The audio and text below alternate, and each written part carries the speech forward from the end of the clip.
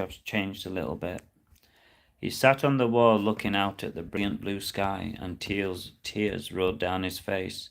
Yesterday he'd been married, happy and in love, but now he was bereft of hope, and the crashing of the waves seemed to sound as an invitation. What have I got to live for? He thought morosely. Many times they had walked hand in hand along the beach.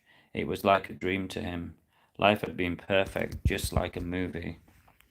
He had the tablets in his pocket, and he was determined to take them. A seagull landed on the wall, and he wondered if it could read his mind. Could it be as lonely and as happy as me? He pondered. Then it flew away, and he wished that he could swap places, to fly away and have no worries, and to drift above the world. It was almost time to put his plan into action. He heard footsteps behind him. A young boy was running after a bright red balloon, which bobbed and weaved on the ground. He was crying as the string evaded his fingers time and time again. Jack reached up in an instant, and he grabbed the string as the balloon threatened to drift into nothingness. He gently handed the balloon to the out-of-breath boy.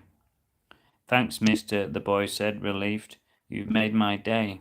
Then he turned and ran shouting and laughing into these crowds to meet his parents. Jack took out the tablets and unscrewed the top. He held them in his fingers, and then he watched as they fell into the sand one by one. He smiled a sad smile, put on his hat, and walked back home. One day at a time, he muttered to himself. One day at a time. Here's the next one, Ghost Story. No one knows when she first appeared or why. All that was known or needed to be known was that she was there. She had been there. Some said it was just an urban legend, but others believed. The first sighting was many years ago on a cold winter's night. The wind blew cold and hard. The snow sparkled on the ground like crushed diamonds.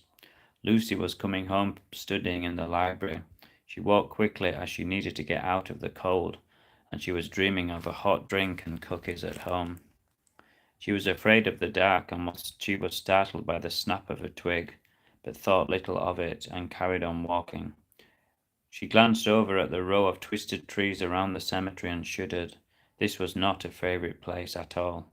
It was then that she was aware of a figure walking slowly towards her. It was an old lady, or so it seemed so. She had her head bent low, which was not surprising given the sharp wind whipping around her. Lucy was surprised at how little sound the lady made. She could only make out her wrinkled hands and bent frame. She was pleased that there was someone else on her route, so she would feel safe. But it wasn't to last. As she drew level with the old lady, she bent forward to take a closer look. To her horror, Lucy saw that the old lady's face was just a black void. There was nothing there at all. Fear overwhelmed her, cold as ice, and making her knees buckle, her legs buckle. She tried to scream, but no sound would come, only dead air. Then she turned to see the faceless lady walk towards the cemetery and disappear through the gates. This was the last thing she saw. Poor Lucy. The next day she was found frozen, kneeling on the ground, surrounded by her school books and the softly blowing, billowing snow. Hope you like that story. It frightened me just reading it. That's on Amazon KDP.